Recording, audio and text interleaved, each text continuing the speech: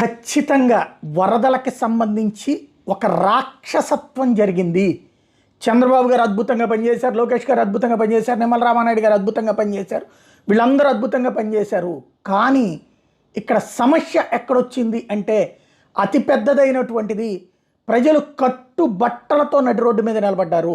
దానికి కారణమైనటువంటిది ఏంటి అంటే బుడమేరుకి సంబంధించినటువంటి వెలగలేరు దగ్గర గేట్లు వెత్తేటప్పుడు చెప్పకపోవడం ఒక ఎత్తు, అలాగే అక్కడ గండ్లు 3 చోట్ల పడ్డప్పుడు అది ప్రజలని ఎలర్ట్ చేయకపోవడం మరొక ఎత్తు.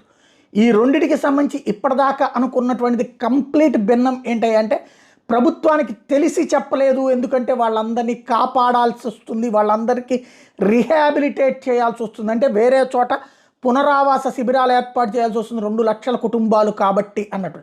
వాస్తవంగా ఇది నేను చెప్పట్లేదు, ఒక్కసారి ఆ మాట రెవెన్యూ శాఖ స్పెషల్ చీఫ్ సెక్రటరీ సిసోడియా చెప్పిన మాట.